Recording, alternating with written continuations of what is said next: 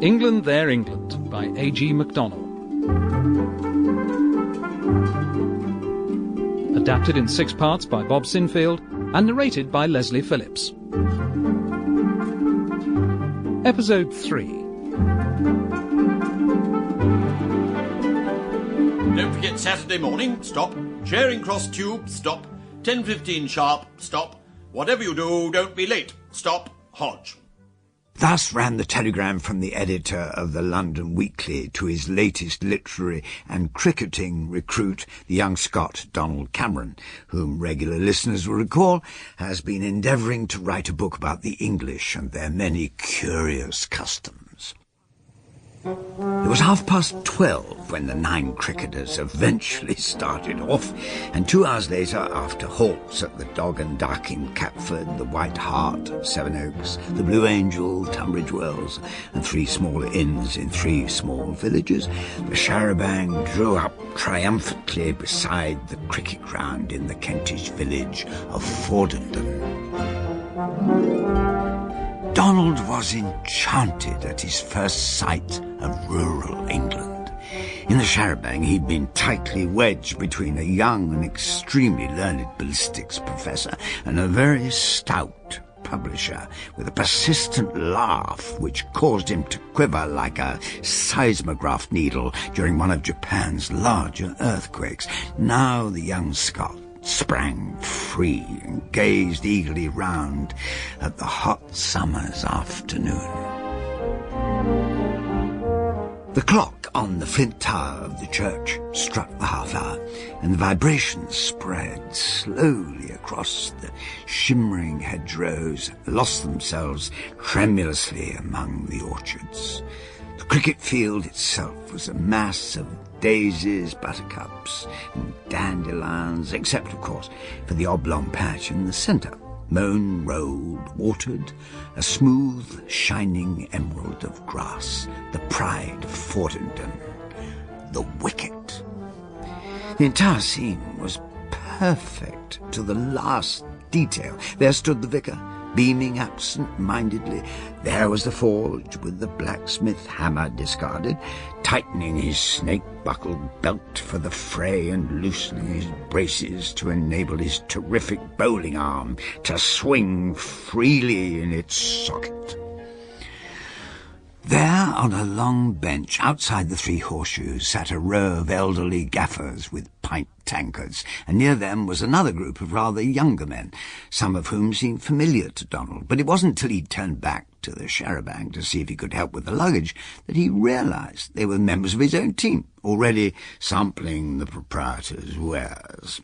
At 10-3, the match began. Mr. Hodge won the toss and sent in the opening pair to bat.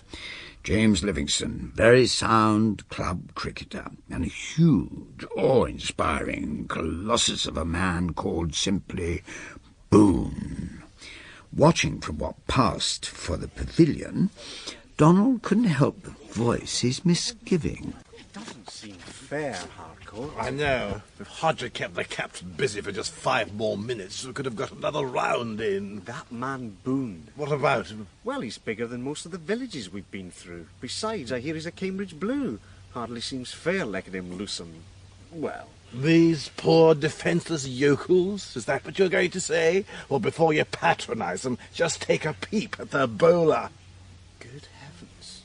Village blacksmith. How can you be so sure? Well, look at him. He's hardly the vicar, is he? I suppose not. Just a minute. Why is he disappearing over the brow of that hill? Sloping pitch, old man.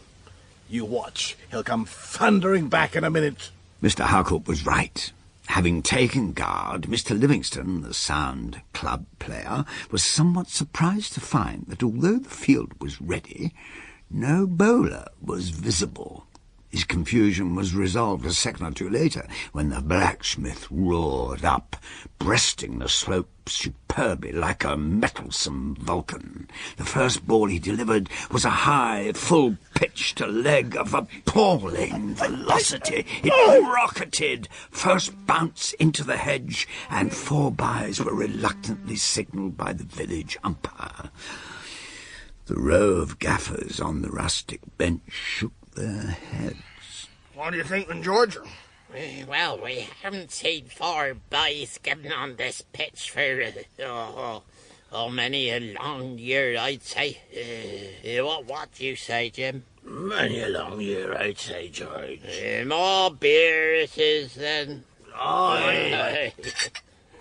The other members of Mr. Hodge's team blanched visibly, and the young ballistics professor started doing a sum on the back of an envelope. The second ball went full pitch into the wicket-keeper's stomach. And there was a delay, while his deputy was invested with the pads and gloves of office.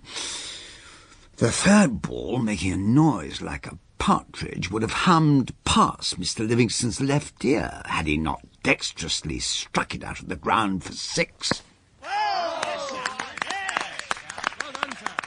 And the fourth took his leg bail with a bullet-like full pitch. 10 runs, 1 wicket. Last man 6. The ballistics professor, who'd spent the last 3 balls engrossed in mathematical calculations, threw his envelope aside and strode confidently into bat. Got the 5th ball on his left ear and retired to the 3 horseshoes. Mr. Harcourt was in next and suffered an innings dogged by severe misfortune. Bad luck, Rupert. It could have happened to anyone. I suppose so. Just wish I'd managed to hit something. Well, other than the wicket, that is. The score at the end of the first over stood at 10 runs for 2 wickets and 1 man retired hurt. A slow left-arm bowler was on at the other end, the local rate collector, a man whose whole life was one of infinite patience and guile. Off his first ball, the massive Boone was easily stopped, having executed a movement that aroused the professional admiration of the ancient, who was leaning on his scythe. I expected something a bit better than that from him. Why so, young Cameron? Well, hang it all, he is a Cambridge Blue. Yes, and he got it for rowing. I'm sure he'd be man of the match if we were playing beneath Putney Bridge. Ah. Where on earth's going in now? Look at him, Rupert, in his pink silk shirt. He looks like a fast ball knocked the bat clean out of his hands. Bobby, play carefully. Keep your end up. Runs don't matter. Very well, Bill. Who is he, Harcourt? That, my boy, is our celebrity player, Mr. Rupert Southcott. What, the novelist? Mr. Robert Southcott, the novelist, took guard modestly, glanced about him as if to suggest he wouldn't survive long enough to make a study of the fieldsman's positions worthwhile, and hit the rate collector's first ball over the 3 horseshoes into the hayfield.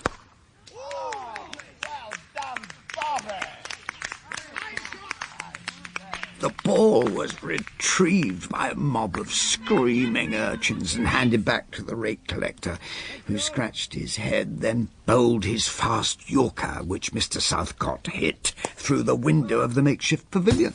Good God, he's worse than usual. Donald, this calls for evasive action. Come, to the shoes! I don't think I'd better. I haven't been in yet. What will Mr. Hodge say? It's going to take me several pints to get over that. The rate collector was bewildered. His reputation was in grave danger. The instalments would be harder to collect than ever, now his famous deliverers had been treated with such contempt. Another 6, and he'd be laughed out of the parish. Mercifully, the village umpire came to the rescue. 38 years at Fordenden Cricket Club had taught him a thing or two, and he called, "Over!" then firmly marched off to square leg. At the other end, the village blacksmith pounded away grimly until an unfortunate accident occurred. It was the last ball of the over. The blacksmith halted at the wicket, glared at Mr. Harcourt, who'd been driven out to umpire by his captain in a bid to keep him out of the shoes, glared at Mr. Southcott, took another reef in his belt, shook out another inch in his braces, spat on his hand, swung his arm 3 or 4 times in a meditative sort of way, grasped the ball tightly in his colossal palm, then marched off and vanished over the brow of the hill. During these proceedings, Mr. Southcott leant elegantly on his bat, admiring the view. At last, after a long stillness, the ground shook, the grasses waved violently, small birds arose with shrill clamours, a loud puffing sound alarmed the butterflies, and the blacksmith came thundering over the crest. The world held its breath. But alas for human ambitions, as the great whirlwind of volcanic energy rushed past him to the crease, Mr. Harcourt, quivering with mischief and wobbling uncertainly on his pins, bellowed, "No ball!" It was too late for the bowler to stop himself. The ball flew from his hand like a bullet and hit third slip, who wasn't looking, full pitch on the kneecap. Understandably, third slip began hopping about like a stork until he tripped over a tussock of grass and fell on his face in a bed of nettles. The blacksmith was flung forward by his own irresistible momentum, startled out of his wits by Mr. Harcourt's bellow in his ear, and thrown off balance by his desperate effort to stop himself delivering the ball. The result was his gigantic feet got tangled up and he fell heavily in the centre of the wicket, knocking up a cloud of dust and twisting his ankle. Rooks arose in their hundreds from the vicarage cedars. The urchins howled like intoxicated banshees. The gaffers gaped. Well, I'll be... Aye, and me. Mr. Southcott gazed modestly at the ground. Mr. Harcourt gazed at the heavens. Mr. Hodge surveyed the scoreboard with an imperial air. You needn't play safe anymore, Bob. Play your own game. Thank you, Bill. On resumption of the game, Mr. Southcott fell into a kind of cricketing trance, defending his wicket from straight balls, ignoring crooked ones, and scoring one more run before allowing a ball to strike his person. Ow! Shrieked the venerable umpire before anyone had time to appeal. The score at this point, 69 for 6, last man 52. Opinion on the quality of this total was divided on the gaffer's bench. What do you think then, George? 69 a winning scores up? Aye, well, it might be.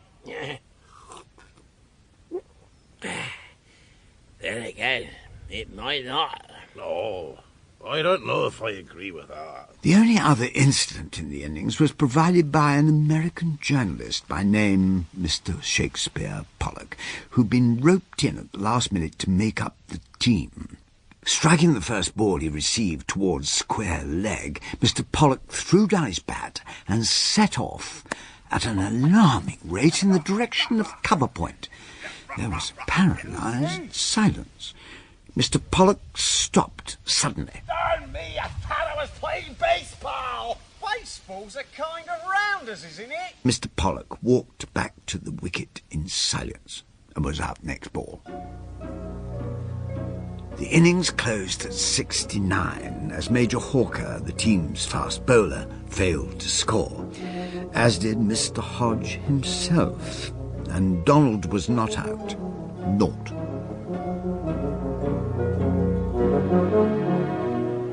After an interval for refreshment, Mr. Hodge led his men out into the field and placed them all at suitable positions in the hay, all, that is, except Mr. Harcourt, who was missing.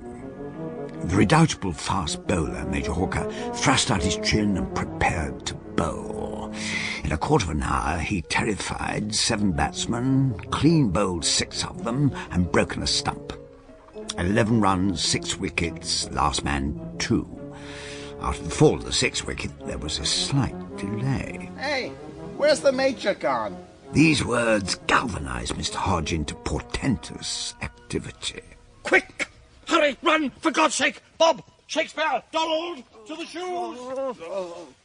But they were all too late. The gallant Major, admitted through the back door, had already lowered 1.5 quarts of mild and bitter, and his subsequent bowling consisted mainly of slow, gentle, full pitches to leg. The score mounted steadily. Disaster followed disaster. Presented with the chance of an easy run-out, Mr. Pollock had another reversion to his college days and flung the ball with appalling velocity at the unfortunate rate collector, hitting him in the small of the back. Oh! Rah, rah, rah! Mr. Livingston, the good club player, missed 2 easy catches off successive balls. Mr. Hodge allowed another easy catch to fall at his feet without even attempting to save it. Oh, Bill!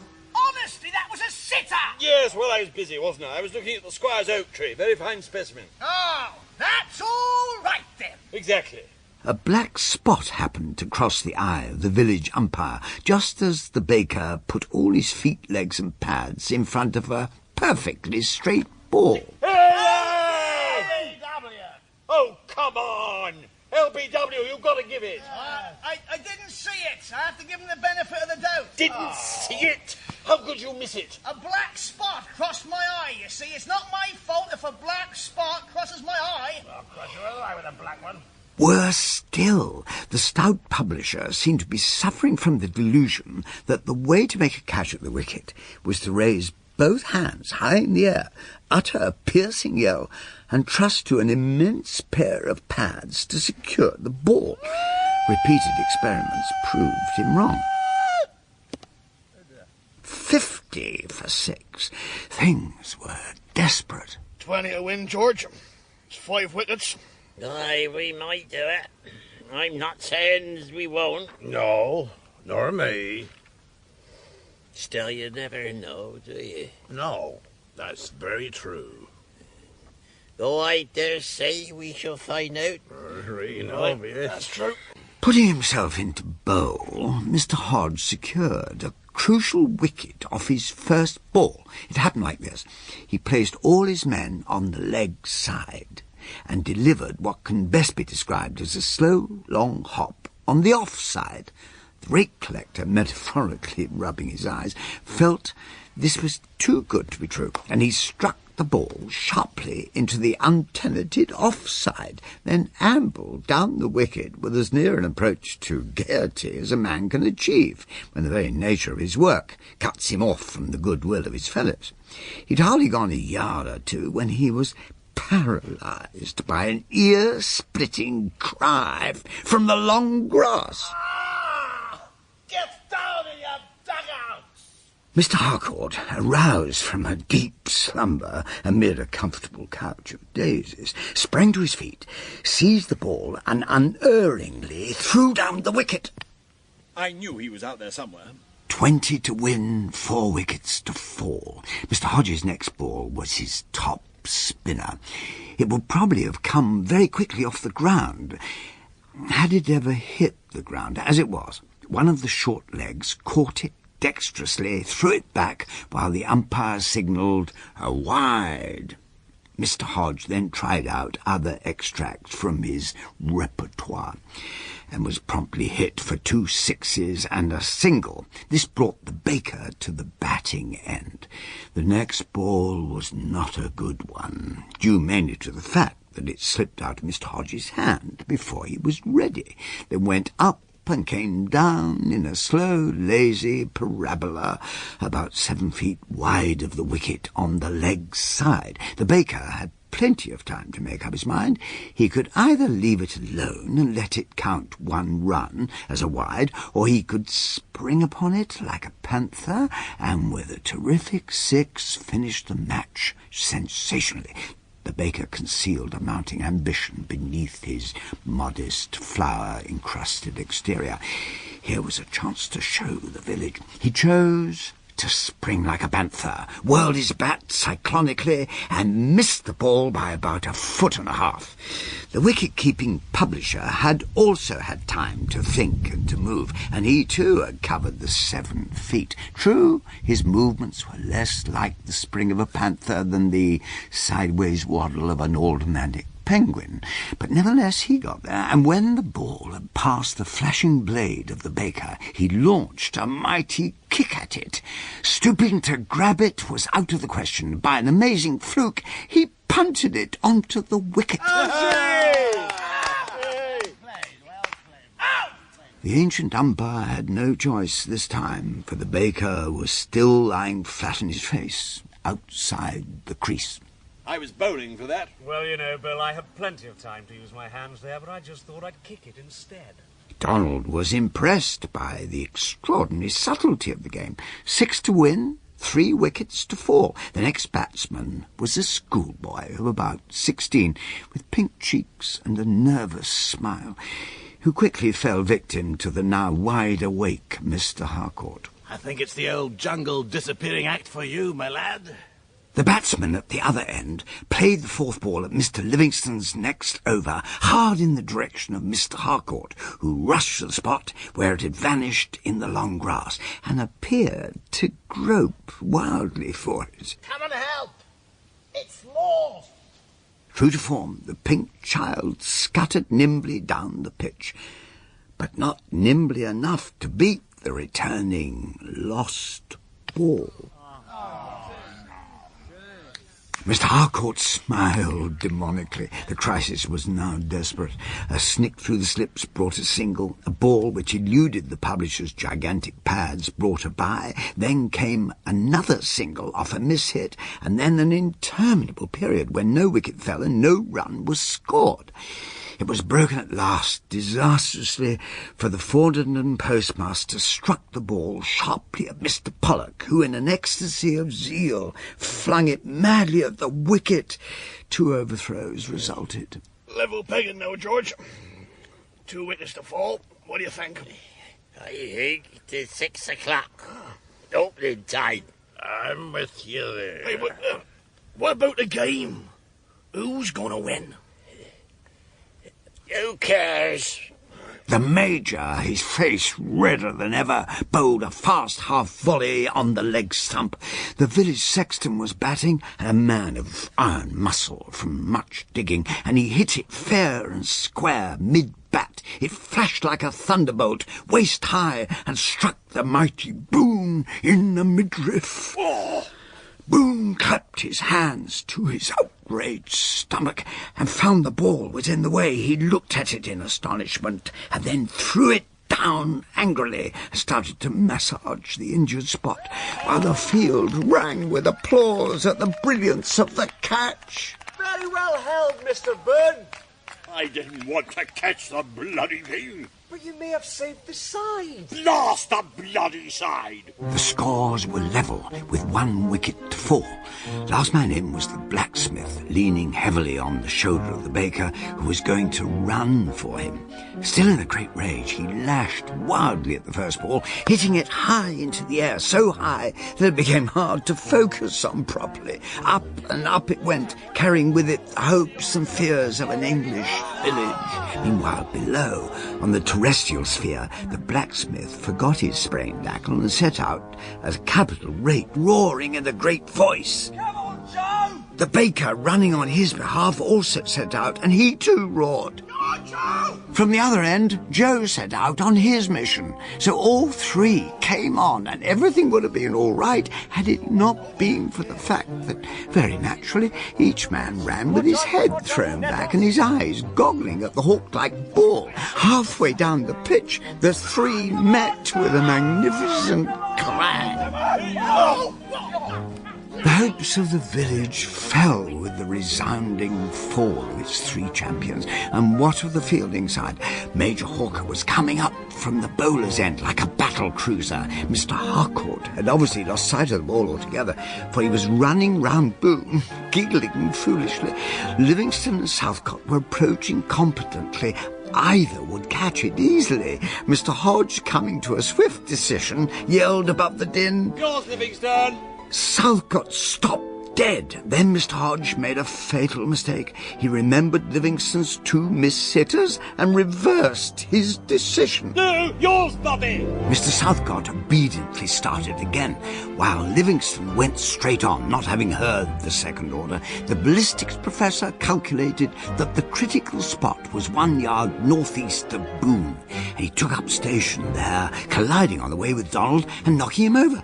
Then Bobby Southcott raced up, tripping over the recumbent Donald and flying headfirst into the Abraham-like bosom of Boone, who stepped back a yard and came down with his spiked boot upon the professor's toe, just as the portly wicket-keeper bumped the poor professor from behind.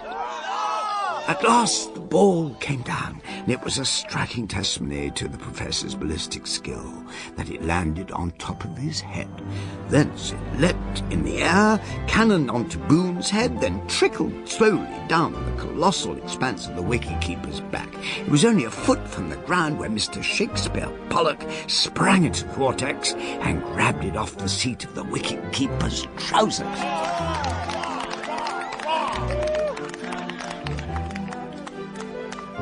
The match was a tie.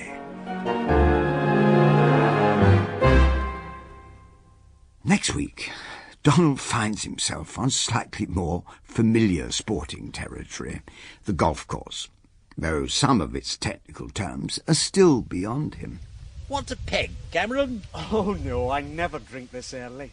And he visits Geneva to fathom the intricacies of international diplomacy. My dear sir, we don't have policies about things. Join us then.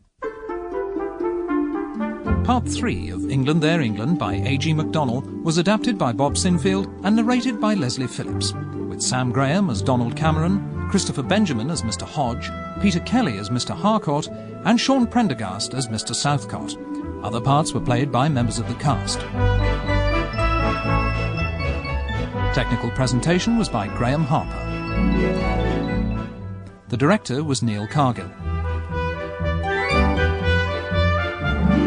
England, There, England is a Splice of Life production for BBC Radio 2.